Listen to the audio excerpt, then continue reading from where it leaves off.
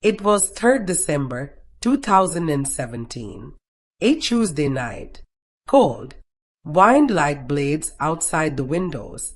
I remember it clearly because it was the night I decided to quit without even collecting my final paycheck.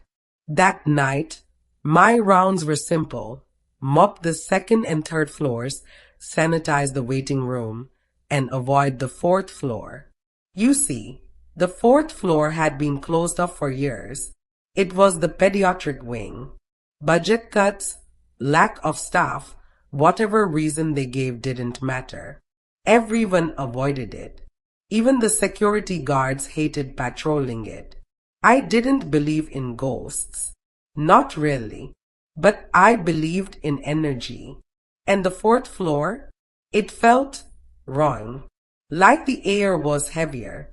The walls themselves seemed to hold breath.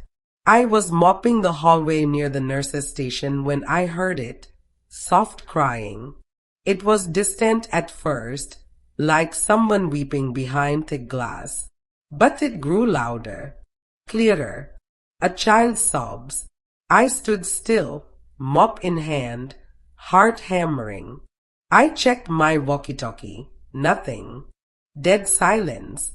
The sound was coming from the stairwell, the one that led directly to the 4th floor. Probably a prank, I told myself. Maybe security was messing with me again. But deep down, I knew nobody would be up there. That floor was sealed.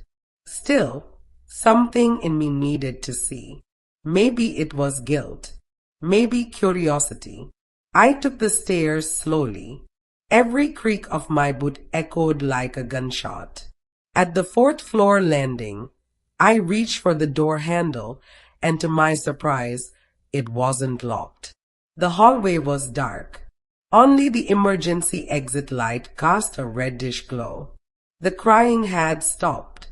I stepped inside, holding my flashlight. The pediatric wing looked like something from a war zone. Wallpaper peeled in long strips. Dust floated in the air like ghosts of breath. A child's wheelchair sat overturned near the wall. Then I saw the room. Room 407. The door was slightly ajar. The crying started again. I pushed the door open. Inside was a small hospital bed, untouched for years. Toys lay scattered on the floor. Some of them cracked, their paint faded. A teddy bear sat upright on the bed, facing the window. And beside the bed, a girl, maybe 6 years old, pale, wearing a faded blue hospital gown. Her hair was black, tangled. She didn't move. She just sat on the floor and cried into her knees. I froze. "Hey, are you okay?" I whispered, my voice barely audible. She didn't look up, just kept crying. I took a step forward. The crying stopped. She slowly raised her head. Her eyes were completely black, not shadowed, not bruised, just black, empty, reflecting nothing. I couldn't breathe. She opened her mouth to speak, but no sound came out. Instead, I heard something else, a whisper. She never left. The lights flickered. My flashlight died. I turned and ran. I don't remember how I made it down the stairs or through the halls. All I remember is the sound of tiny footsteps behind me, chasing. Not running, just following. I burst out into the main lobby, screaming like a madman. Security thought I was having a breakdown. Maybe I was. I quit that night. Never went back. Never collected my things. I still dream of her sometimes. Room 407. They sealed the 4th floor the very next week. But sometimes, on quiet nights, staff say they still hear crying coming from above, even though it's been empty for over 10 years. I used to work the overnight shift at a 24-hour gas station on Route 16, about 40 miles outside Pittsburgh. The kind of place truckers stop for coffee and late-night drivers fueled up, half asleep and full of regrets. It was usually quiet, boring, even, until the night she walked in. It was a Wednesday, or maybe Thursday. All the nights blurred together back then. I remember it was about 2:33 a.m. because the auto door chime had just gone off and I looked at the clock. She walked in wearing a long beige trench coat, soaked from the rain. No umbrella. Long, black hair matted to her face. Pale skin, dew pale, and completely still. What struck me first was how silent she was. The doors had chimed, but her footsteps made no sound. Not even when she walked on the tiled floor. She didn't look at me. Didn't even glance toward the counter. Just walked slowly down aisle 3, the one with the hygiene products, hairbrushes, and travel-size mirrors. Then she stopped, dead still, right in front of the mirrors. And that's when I noticed it. She had no reflection. I blinked, rubbed my eyes, thought maybe I was just tired. I stepped out from behind the counter, walked closer, pretending to restock a shelf so I could look again. The mirrors all showed the shelves, the fluorescent lights, the products, but not her. It was like the glass bent around her presence, refusing to show her shape. She reached out and ran her fingers along one of the mirrors. Her touch left no smudge, no fingerprint. Then she slowly turned her head toward me. Her eyes met mine, and in that instant, I felt cold. Not like weather cold. Like something inside me had been unplugged. Like my heartbeat slowed. She smiled. It was small, tight-lipped, wrong. She walked up to the counter. Didn't buy anything. Didn't speak. Just stood there, staring. I forced a laugh. Hey, how's your night going? She tilted her head slightly, then said, very slowly, in a voice that didn't match her face, too deep, too distorted. You are still awake. I didn't know what to say. I started backing away. My hands trembled as I reached for the phone. The lights flickered. All of them. A buzzing filled the room. When the lights steadied, she was gone. The door never chimed. There were no wet footprints. But every mirror in aisle 3 was cracked straight down the middle. Security footage. Blank. Just static between 2:33 and 2:38 a.m. I checked it myself before I quit the job 3 days later. People say ghosts are just echoes. But she wasn't an echo. She was looking at me. Directly. Like she knew something about me that I didn't. Sometimes, when I pass a mirror now, I swear I see her standing just behind my shoulder, waiting.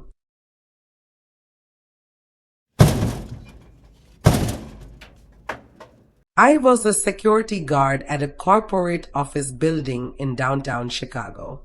A tall, glass-covered monstrosity with 28 floors and more CCTV cameras than actual employees. My shift ran from 8 p.m. to 6 a.m., 10 long hours of silence, coffee, and watching empty hallways. That building changed me, because one night, the cameras saw something I can never unsee. It was early January, a Tuesday, I think. The kind of night where the wind howls between buildings and makes everything feel haunted. Most of the upper floors were pitch black. Everyone had gone home. I sat in the control room, surrounded by monitors, flipping through camera feeds like always. Nothing. Just flickering lights. Elevator doors opening and closing. Boring stuff. Until 2:41 a.m. Camera 14, Northwest Hallway, 21st floor, picked up movement. Someone was walking. Slow. Stumbling. Almost. A man. Only, no one should have been on that floor. It was undergoing renovation. No furniture. No lighting. Access was restricted. I zoomed in. The man wore a gray business suit, but it was rotting, dirty, torn. His head was tilted back unnaturally, like his neck couldn't support the weight. His arms hung stiff at his sides. He turned toward the camera. His face was gone. Not covered. Not hidden. Just gone. No eyes. No mouth. Just skin. Smooth and featureless. I stared, frozen. He began walking toward the security camera. Not the hallway. The camera. Like he knew I was watching. I tried to call building maintenance. No signal. I switched cameras. Camera 17. Elevator lobby. He was already there. He hadn't walked. He hadn't run. He had jumped across floors on the feed. From the hallway to the elevators. Instantly. He stared into the elevator camera, head twitching. The lights above him flickered. Then the elevator doors opened, and he walked in. My hand shook as I checked the control panel. The elevator was descending. 22, 20, 17. Heading down to the security floor. My floor. I bolted up and locked the control room door. Heart racing. Eyes glued to the feed. The elevator stopped at B2. My floor. The doors opened. He stepped out. The hallway lights glitched violently as he moved. I watched, breath held, as he walked down the corridor toward the control room. Each camera showed him getting closer, one by one. Then he stopped, outside my door. Camera 23, control room hallway. He stood there, face still blank, head tilted, waiting. And then he lifted his hand and waved. That's when every single camera feed turned to static. Every single one. I didn't move. I didn't breathe. I didn't blink. The lights in the control room flickered, and for a split second, I saw his reflection in the black monitor screen behind me, standing inches from my chair. Then, gone. I must have passed out, or maybe I just blacked out from fear. When I came to, the room was normal, quiet. All cameras working again, except camera 23. Still static. Forever static. I quit the next morning. Told them I was done. I don't work night shifts anymore. But sometimes, late at night, I'll see static flicker across my television screen. Just for a second. And I swear, I hear the elevator bell ring in the distance. My name's Rena. I work the graveyard shift at a city hospital in Detroit. I'm not a doctor or a nurse. I'm a morgue assistant. That means I process the dead, tag them, document them. I used to think nothing could scare me anymore. But that changed the night one of the bodies whispered my name. The morgue is always cold. They say it's to preserve the bodies, but honestly, it feels like something else lives in that chill, something ancient and waiting. That night, I was alone. The other assistant had gone home early. It was around 3:12 a.m. when I got the paperwork for a John Doe found in a burned-down house on the east side. Severe burns, but the body was oddly intact. The sheet said DOA, a cardiac arrest from smoke inhalation. But I'd seen burn victims before. This one didn't look right. The corpse had no facial features left. Just blackened skin, melted in places. No eyes, no lips. And yet, when I touched his wrist to apply the ID tag, it felt warm. I blinked, checked the cooler temperature, confirmed it was 34 degrees Fahrenheit inside. No reason he should feel warm. I brushed it off. Maybe my hands were cold, and it just felt that way. I wheeled the body into drawer 6 and closed it. As I turned back toward my desk, I heard something that froze my blood. A whisper. From inside the drawer. My name. Rena. I spun around. Silence. Just a hum of the overhead lights. I stood still for what felt like forever before finally gathering the courage to walk back to drawer 6. I opened it. Empty. The body was gone. Gone. The stretcher was cold, clean, undisturbed. I checked every other drawer. Nothing. Every one of them locked, sealed, and accounted for. Then I heard the cooler door behind me click shut. I turned slowly. The John Doe was standing right in front of it. Blackened skin, cracked neck, hollow sockets where his eyes should be. And he was smiling. Not with his mouth, it was melted. But I felt the smile. I couldn't scream, couldn't breathe. He raised one hand, burned, trembling, and he whispered again, "You're next." The power cut out. Complete darkness. When the backup lights came on seconds later, he was gone. No body, no trace, nothing.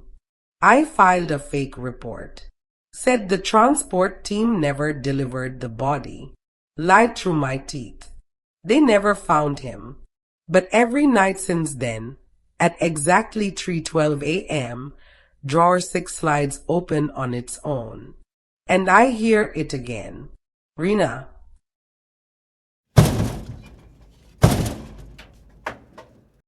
I deliver food for a popular app.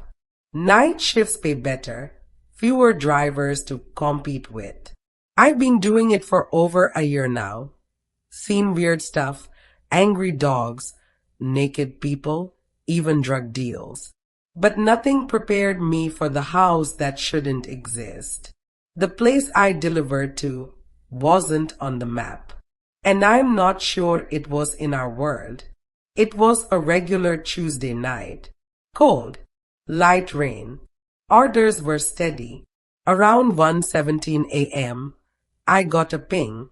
One large veggie pizza cash on delivery. Pick up, Carmichael's Pizzeria. Drop off, 43 Hollow Creek Lane. I'd never heard of Hollow Creek Lane.